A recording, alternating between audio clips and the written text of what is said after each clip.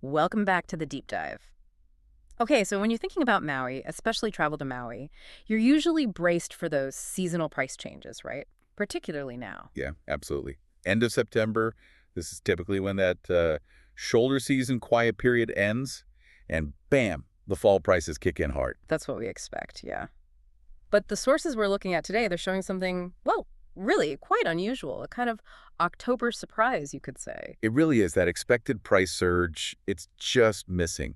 The car rental market there seems stuck, really anchored at these low season levels. And that's the cue for us, isn't it? That's what this deep dive is all about, trying to figure out why. Exactly. Why are prices so low? And not just that, but, where are the real bargains hiding? Which cars give you the most value right now? And crucially, what does all this pricing weakness tell us about, well, the bigger picture, the travel recovery on Maui after Lahaina? It's like taking the island's economic pulse through this rental data. And right now, that pulse feels weak. It does. The numbers are pretty stark. I mean, look at the cheapest car from Kahului Airport, OGG. Alamo's offering it under $198 for the week. Under 200. Wow. Yeah, that's the lowest price point we've tracked in a full year. If you look slightly off airport, ACE, rent a car. They're even lower, $173 a week. 173, Yeah. that really paints a picture. Companies are clearly finding it tough to move cars. No doubt about it. Okay, so let's really focus in. The specific data we have is for the week starting September 29th, 2025. What were the standout price moves over the last 7 days? Well, it seems like those low prices are getting even lower, surprisingly. Yeah, Economy cars, kind of the benchmark, right? They dropped a huge 22%. 22% just in 1 week. Just in 1 week, down to that 198 ticker figure we mentioned. Mid-sized cars also dipped, though more modestly, about 5%, down to $278 weight. Okay. And even Jeeps, they're super popular in Maui, often hold their price. Even they nudged down 3%. Yeah. Budget's got them at $328 a week. So the overall trend is definitely deflationary. Prices are heading down. Generally, yes, but here's where it gets complicated. Ah, okay, there's a twist. A big one. While the main part of the market is softening, this niche area is just exploding. Convertibles. Convertibles, what's happening there? They surged, up 54% in 1 week, 54%. To what price? hitting $730 a week, offered by Sixt. $730. That's baffling. If overall demand is weak, who's paying that? And why are convertibles so disconnected from everything else? That's the million-dollar question, isn't it? It points to maybe a severe lack of those specific cars. Or perhaps one company, like Sixt here, has kind of cornered that specific luxury leisure segment, and they're just pressing it way up, ignoring the island's general weakness. It's a real outlier. You can't just brush that aside. Definitely an anomaly. And speaking of anomalies, we also spotted something interesting in a category we don't always track super closely, pickup trucks. Oh, yeah. What about them? Hertz is offering them for just $241 a week. $241. Whoa! That's cheaper than the midsize car we just talked about. Exactly. It's an incredible deal, suggesting maybe they're just trying to shift any kind of specialized inventory they have sitting around. Makes sense. They're clearing the decks where they can. But okay, let's add some context here. Is $328 for a Jeep actually a good deal? To know that, you need to compare it to the history, right? Yeah. Like the 52-week median price. Right. The typical price over the last year, that gives you the real baseline. And that comparison, it really hammers home that we are deep in what feels like shoulder season pricing, even though we shouldn't be. Every traveler thinking about Maui needs to hear this next part, I think. Absolutely, because when you look at that median price, Jeeps are the absolute star bargain right now. Okay, how much of a bargain are we talking? Their median price over the last year was $528. Yeah. The current $328, that's a whopping 38% discount. 38% off. Wow. Yeah, that's the category they seem to be discounting most aggressively, probably to lure people in. If you factor in all the taxes, the fees, Ugh. you're getting a Jeep from the airport for just under $47 a day. $47 a day for a Jeep in Maui. That's incredible. That's actionable info right there.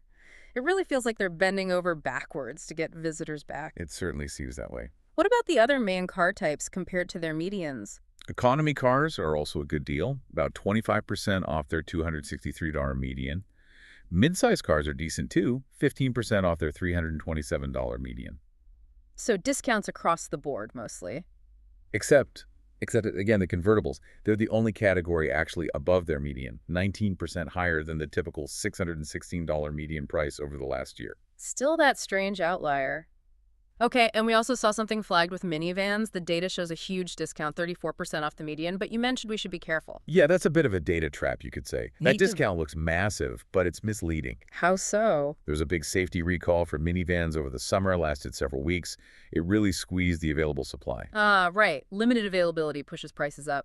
Exactly. So that period of constraint artificially inflated the 52-week median price, pushed it up to a really high $678. So yeah, the current $447 looks cheap compared to that skewed median, but it's not quite the steal it seems on the surface. Good point. Always got to look behind the numbers. So, okay, let's shift perspective again. How do today's prices compare to this exact same time last year? Does that pattern hold weak, low end, weirdly strong, high end? It absolutely does. It's quite consistent. Economy cars, 24% lower than last year. Jeeps, 23% lower. Midsize is basically flat, no real change.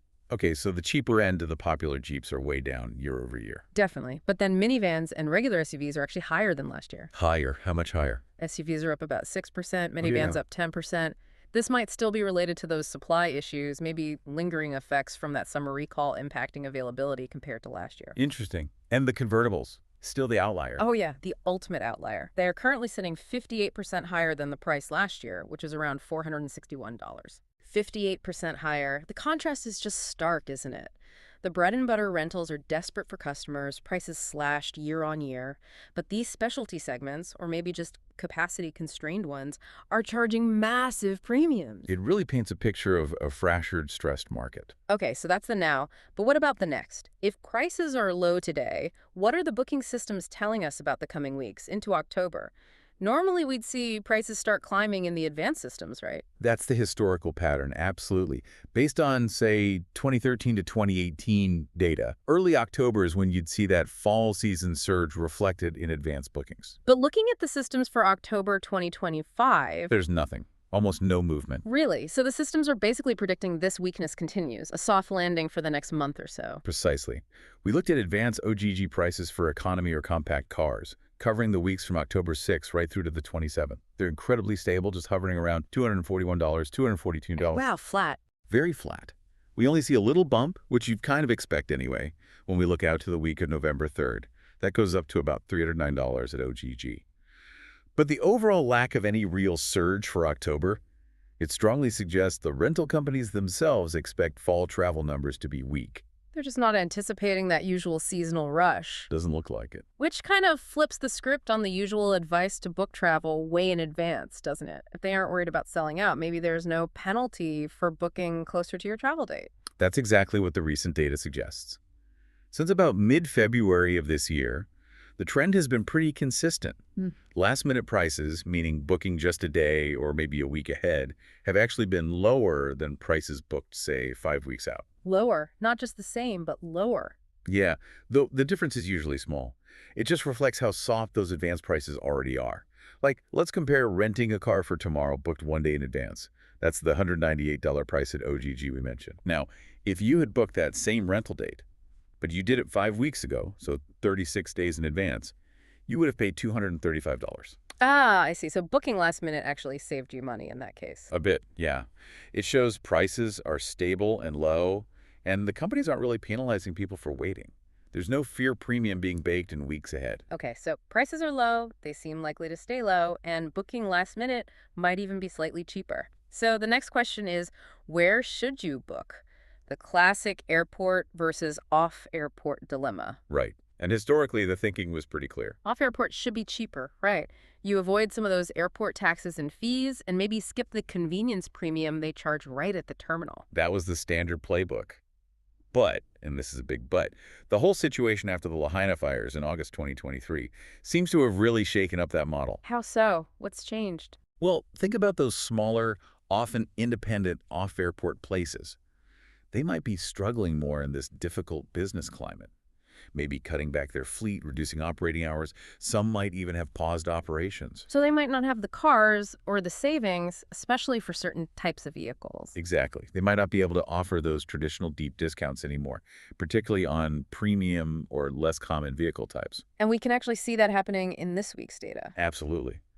Looking at the current week, starting September 29th, yes, off-airport is cheaper for the standard stuff, Economy, midsize, regular SUVs, minivans, you save money there. But But for Jeeps, the airport price is actually lower this week. lower at the airport for Jeeps. Okay, that definitely breaks the old rule. And for convertibles and those big 7-seat SUVs, there's simply no availability listed off airport this week at all. Zero availability. So if you need one of those, off airport isn't even an option right now. Seems like the smaller operations just can't maintain inventory for that kind of niche demand right now. So that old advice, always check off airport first. Yeah. It's outdated for Maui at this moment, particularly for certain vehicles. It really seems so. You have to check both. If we broaden that out, looking at the long-term picture, the 52-week median prices, how much does that airport versus off-airport difference vary normally? It varies wildly, depending on the car. It's not a flat difference at all. Okay, give us some examples. Sure, you see huge savings off airport for minivans on average, 30% less than the OGG median price over the year. Economy cars, too, typically 18% cheaper off airport. So big savings there still, historically. Yes, but then look at Jeeps.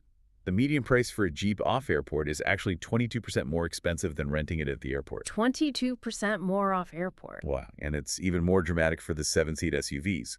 The median off-airport price is a massive 39% higher than the median OG price. 39%. So for those larger or specialty vehicles, the airport isn't just more convenient, it's often significantly cheaper or maybe the only place you can reliably get one. That's exactly what the long-term data suggests. For Jeeps, convertibles, and those 7-seaters, the airport frequently seems to be the main or only game in town. Okay, fascinating dynamics there. Let's pull back one last time. Put Maui in context. How does it stack up against the other Hawaiian islands right now for car rentals? We looked at some quick survey data from late September. And it's incredibly telling. Maui, right now, is the cheapest island in Hawaii to rent a car. That lowest price we found, the $173 one, that makes OGG the cheapest airport hub. And this isn't just a one-week blip, is it? Not at all. Maui has actually held that position, cheapest island for car rentals, for 21 out of the last 26 weeks. 21 out of 26, wow. So it's consistently, significantly the lowest cost option. It really is. Right. Just for comparison, the cheapest one-week rental we found in Honolulu, H&L, was $232. Over on the Big Island, Kona, KOA, was $238. And Kauai, LAH, was the priciest at $291. So Maui at $173 is substantially below everywhere else. Miles below. And the implication there is pretty hard to ignore, isn't it? This sustained, really low pricing for rental cars on Maui. It's a direct economic signal, reflecting that very slow recovery in tourism after the Lahaina disaster. It has to be. The rental companies are pricing aggressively because demand just hasn't bounced back to what it used to be. It confirms the whole premise we started with. The low prices are basically an island-wide incentive program born out of weak market confidence. That's a good way to put it. A widespread economic response. Okay, so let's try and wrap this up.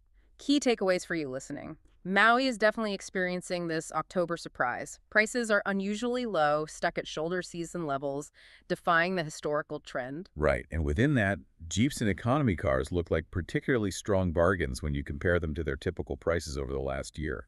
But you absolutely have to watch out for that convertible surge. Something strange is happening there. And remember that the old rule about off-airport always being cheaper, it's been disrupted.